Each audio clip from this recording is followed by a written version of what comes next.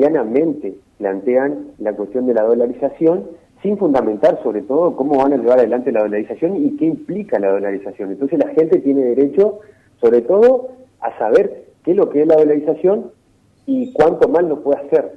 Yo lo planteaba, ¿no? La dolarización es colonización o soberanía.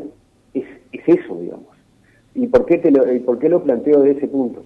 Primero que todo, dolarizar la economía significa que el peso desaparezca, ¿sí? Es decir, que no exista más el peso y que exista solamente el dólar. El dólar, ¿quién los imprime al dólar? El dólar lo imprime Estados Unidos. Por lo tanto, lo primero que implicaría dolarizar la economía significaría que nosotros perdamos soberanía. Eso es el principio. Soberanía es decir que todas las políticas financieras, económicas, fiscales, las lleven desde Estados Unidos. ¿Sí? ¿Por qué? Porque es justamente el impresor del dólar y va a ser el que va a establecer o que va, digamos, a remitir los dólares a la Argentina. Entonces, lo primero que se hace es perder soberanía. Lo segundo que implica dolarizar es, de hecho, llevar adelante un tipo de cambio fijo, ¿sí? Un tipo de cambio fijo donde transforma a la economía argentina en una economía barata, ¿sí? Es decir, que todo el mundo va a querer exportar a la Argentina y la Argentina va a importar de todo el mundo. ¿Eso qué implicaría? Que nosotros, primero, que tengamos, digamos, en la Argentina alimentos de todo el mundo, servicios de todo el mundo, donde tendría una consecuencia directa sobre la industria argentina, ¿sí? Por eso yo hablo de colonización y soberanía, porque la industria nacional desaparecería.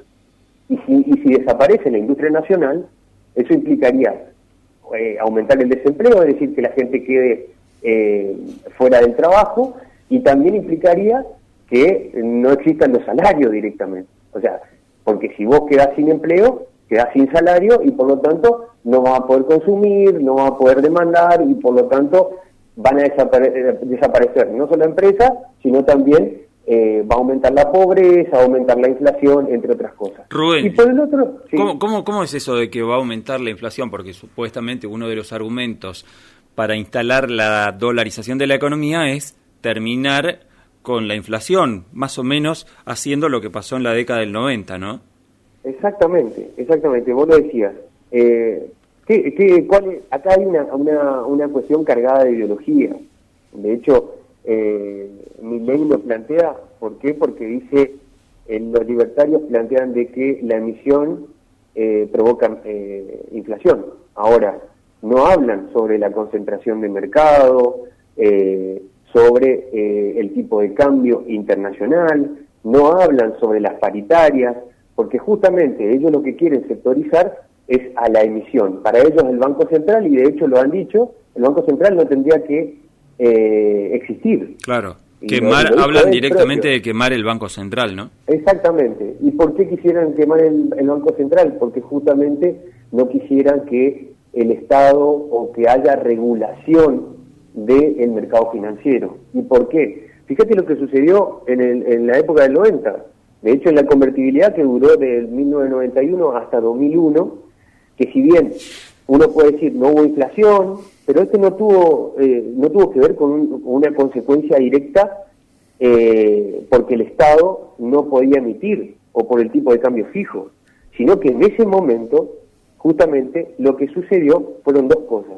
Por un lado, aumentó las importaciones, ¿sí? O sea, uno podía ir a comprar alimentos, pero eran de otro país, digamos, donde la industria nacional, como yo te decía al principio, se había destrozado. Por otro lado, hubo un disciplinamiento también sindical para que no haya aumento de precios. O sea, para que no esté sentados los sindicatos, estén sentados en las paritarias y que puedan defender a los trabajadores y las trabajadoras. Entonces, hablar livianamente de la dolarización desde el punto de vista de la emisión, me parece a mí una irresponsabilidad y sobre todo una forma de operar sobre la opinión pública también. porque ellos lo plantean a la dolarización como una cuestión buena. Ahora, ¿buena para quién, Roberto? Y acá me quiero detener también en otra de las cuestiones. Dolarizar la economía implicaría liberar el acceso al mercado de dólares. Eso es así, para que puedan entrar y salir capitales especulativos, libremente, digamos. Es lo que sucedió durante el gobierno de Mauricio Macri y es lo que sucedió durante la dictadura también. Lo que primero que se hizo fue desregular el mercado financiero. Entonces entraban y salían capitales extranjeros y jugaban a la bicicleta financiera. Es decir, entraban con dólares, lo cambiaban directamente a pesos, esos pesos se convertían o llevaban adelante, se hacían de intereses por arriba del 100%, lo convertían nuevamente a dólares y se iba al extranjero. Eso se llama fuga de capitales. Es lo que se llamó bicicleta financiera, o en la época de la dictadura, plata dulce, también se lo llamó. Y eso por un lado. Por el otro lado, vos para sostener un tipo de cambio fijo, necesitas dólares. Si vos tenés un déficit comercial, es decir, que vos estás importando más de lo que estás exportando, vos no vas a generar divisas para poder sostener ese tipo de cambio. ¿Sabés cómo se mantiene ese tipo de cambio? ¿Cómo? O sea, dolarizar con claro. deuda. Con endeudamiento. Ahora, ¿ese endeudamiento para qué es? Para fondear a los fondos especulativos, Roberto. No y acá quiero detenerme y quiero ser claro. O sea, dolarizar la economía va a favorecer a un proyecto especulativo y no a un proyecto productivo, porque esa deuda va a estar destinada a pagar intereses de los fondos especulativos, no de la producción argentina, no de aumento de industrias nacionales, no de comercios, no de incremento de empleo. O sea, los que plantean la dolarización tienen detrás de eso, en el fondo, lo que quieren hacer es colonizar a la economía argentina, que no pueda desarrollarse y que sigamos siendo dependientes de Estados Unidos, como fuimos durante el gobierno de Mauricio Macri y como fuimos también en la dictadura, Rubén. Vos sabés que la comparación con los 90 es inevitable, Rubén. Ya tuvimos, ¿no?, una especie, yo decía, a ver si vos me corregís y si esa observación mía estuvo bien o estuvo mal, tuvimos una especie de dolarización encubierta con la convertibilidad. Y no nos fue bien, ¿no? La industria se fue al tacho, como decías vos, todos los productos importados aparecían a troche y moche, y eso hizo que, justamente, ¿no?, la industria nacional tuviera casi un golpe de gracia, ¿no? Sí, así es, pero además vivíamos una realidad que no era real, Roberto. Es así, digamos. O sea, detrás de eso, detrás de esa dolarización, detrás de la convertibilidad, estaba un mega endeudamiento, que después que todavía lo estamos pagando, Roberto. Nunca pudimos salir de la deuda de la dictadura, después se fortaleció durante la época del 90 con la convertibilidad, y Mauricio Macri también planteó ese mismo esquema. Entonces, nunca vamos a poder, y quiero que la gente entienda, o sea, nosotros tenemos que comenzar a pensar en nuestro país, y por eso lo planteo. ¿Realmente queremos ser una colonia de Estados Unidos? ¿O realmente queremos ser lo que somos, que somos argentinos y argentinas? Y comenzar a defender nuestra soberanía, a defender nuestras industrias nacionales, a defender el empleo del argentino o de la Argentina, a defender los salarios. No podemos plantear de nuevo volver a la convertibilidad. O sea, la convertibilidad nos llevó a la crisis del 2001, que fue la peor crisis social política que hubo en la Argentina, una de las crisis políticas y sociales más digamos, desastrosa, y de hecho que llevó la vida de argentinos y argentinas. ¿Queremos realmente volver atrás? Creo que nosotros hoy tenemos que pensar en la Argentina, tenemos que pensar en nuestras industrias, tenemos que pensar en el trabajador y la trabajadora argentina. Por eso te planteé este tema, porque no se puede plantear tan livianamente dolarizar la economía como si no hay nada detrás. Detrás hay endeudamiento, detrás hay cierres de industrias nacionales, detrás hay un país barato. Y yo creo que, mirá, y te voy a hacer una una apreciación que se dio en esta semana, Roberto. Uh-huh. Milei plantea la dolarización de la economía como solución de la inflación. Después de eso, Mauricio Macri sale con algunas frases reivindicando al menemismo, ¿sí? Es decir, a los 90, es decir, a la convertibilidad. Y después Milei dice que llegaría a un acuerdo con Mauricio Macri si se cumplen algunos acuerdos. Claro, entre ellos, ¿sabes cuál es? Que deje Mauricio Macri Juntos por el Cambio y se vaya con él. No es que él va a ir con Mauricio Macri. Claro. Mauricio Macri tendría que venir hacia Javier Milei. Claro, entonces hay una cuestión política y de intereses económicos detrás de eso. O sea, detrás de la dolarización, detrás de favorecer a ciertos sectores económicos, está esta cuestión que lo plantean. O sea, lo que quieren hacer es terminar de hacer lo que no pudieron hacer durante el gobierno de Mauricio Macri, y que es llevar adelante la reforma laboral, la reforma previsional. Y te digo reforma laboral porque la dolarización implicaría eso, le allanaría el camino para llevar adelante la reforma laboral. ¿Por qué? Porque nosotros seríamos un país barato, cerrarían industrias, quedaría gente sin empleo, y los empresarios o los sectores corporativos podrían, contratar a los trabajadores o trabajadoras a un precio que realmente sería, precarización, más precarización. Entonces, ahora, Rubén, me llama la atención algo que estás marcando. Seríamos un país barato, una mano de obra barata, pero ya la somos, Rubén. Ya somos una mano de obra muy barata. El salario argentino en dólares está sumamente depreciado. Siempre está la comparación, ¿no? Cómo dejó el salario mínimo en dólares el gobierno de Cristina Fernández, primero a nivel Latinoamérica, y cómo está hoy más cerca del descenso, ¿no? Casi último, solo por encima de Venezuela. Ya somos una mano de obra barata. ¿Más barato todavía vamos a hacer con esto, Rubén? Justamente, seríamos casi gratis, te diría, Roberto. Pero porque también hubo, no podemos negar, que se fue dolarizando más la economía y concentrando más el poder de mercado, y eso también consolidó un proceso inflacionario que hoy tenemos, que está por encima del 50%. Entonces, y ahí planteo, ¿no? Nosotros tenemos que llevar adelante, o el gobierno nacional tiene que llevar adelante un programa de mediano y largo plazo que vaya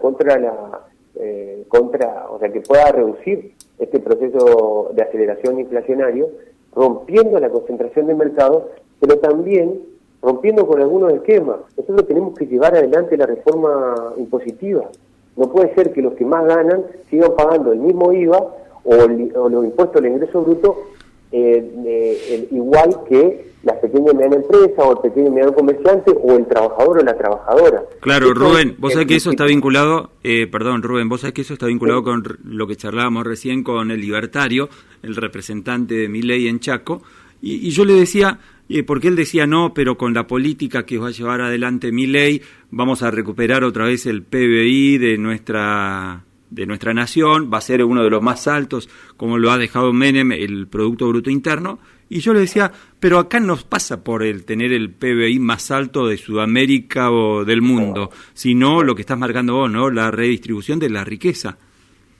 Exactamente, o sea, y ahí hay un punto central.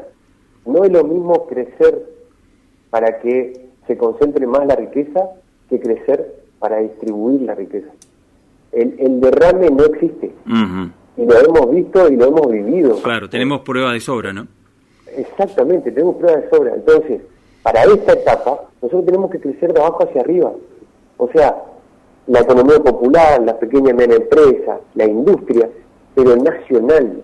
Entonces, también ahí el gobierno nacional tiene que darse cuenta de que llevar adelante medidas que puedan fortalecer con crédito barato para las pequeñas y medianas empresas, que puedan acceder, que puedan aumentar la planta, que puedan incrementar su empleo, que puedan aumentar el salario, y también programas que tranquilamente, por ejemplo, yo planteaba IPF Agro, Roberto. Hoy tenemos IPF Agro sino porque llevar adelante o marcar en la agenda el tema de la compañía de alimentos va a llevar su tiempo. Bueno, hoy tenemos este agro que ya está funcionando, entonces, ¿por qué no utilizarlo como un IAPI a eso que pueda regular los precios de la mercadería? Y que pueda hacer, por ejemplo, que se pueda fondear con un fideicomiso que venga desde las retenciones a las exportaciones, por ejemplo. Ajá, Rubén, para cerrar, y otra de las propuestas que se me ocurren ahora, al escucharte hablar acerca de falta de propuestas o de algunas que podrían ser conducentes para tratar también de mejorar la calidad de vida de toda la ciudadanía, es muy loco pensar, es muy utópico pensar en una Junta Nacional de Granos como tenía el peronismo tradicional. No me parece, y me parece que es el momento de plantear. Ahora, ¿cómo lo vas a llevar adelante? Tenés que llevarlo adelante con todos los actores intervinientes, es decir, con los pequeños y medianos productores sobre todo, porque por supuesto que vas a tener asperezas, como siempre, vas a tener una puja, vas a tener los sectores concentrados, exportadores que por supuesto que van a estar en contra, porque no dejan crecer a los pequeños y medianos, pero yo creo que si vos, lo haces parte a los pequeños y medianos productores y demás actores, yo creo que se puede llevar adelante tranquilamente. Me parece que es el momento para llevar adelante. Y con esto cierro, Roberto, no dejemos de pensar también en una reforma de la Ley de Entidades Financieras, que viene del 77. Claro, es una ley, Martínez de Oz. Claro, eso te iba a decir, ¿no? Firmada por Martínez de Oz y que se ha prolongado increíblemente, persiste hasta ahora. Exactamente. Y que le da mucho poder a los bancos, y que de hecho son muchos de los sectores que te llevan o te hacen shock para movilizar el tipo de cambio, que hoy el tipo de cambio, digamos, también tiene su parte, su cuota parte dentro de la inflación, ¿no? Totalmente, y te doy, con esto sí cerramos, Rubén, porque es muy interesante lo que estás marcando, un ejemplo concreto de lo que estabas diciendo. Lo tuvimos, ¿te acordás la jornada previa al que el presidente mandara el acuerdo con el Fondo Monetario Internacional, cómo se disparaba el dólar blue? Casi en una forma presionando, creo que lo marcaste vos, ¿no? En una de tus columnas acá, Rubén, dijiste, de repente el mercado trató de direccionar, marcarle el rumbo al gobierno diciendo, ojo, porque si no acordás con el fondo, te disparo el dólar blue, se dispara el dólar y tu economía se va a hacer ingobernable. En definitiva, eso con el tema de la ley de entidades financieras se podría regular, se podría frenar un poco ese poder, esa capacidad de lobby que tienen los empresarios, ¿no? Exactamente. Tanto los empresarios y las entidades financieras, ¿no? Exacto, las entidades financieras, los sectores especulativos que fueron los que ingresaron y que llevaron el blue a 220 pesos, digamos, y por el otro lado la concentración de mercado. Creo yo, y con esto cierro, Roberto, creo que la dolarización no es posible, y para que la gente entienda, cuando hablan de dolarización es colonización o soberanía. Nosotros somos argentinos, tenemos que defender a Argentina. Queda claro. Rubén, un gusto como siempre y no va a ser la última vez, queda claro. No, por favor, muchas gracias, Roberto, y bueno, cuando gusten, Dale. ya estamos. No, al contrario, gracias a vos, Rubén.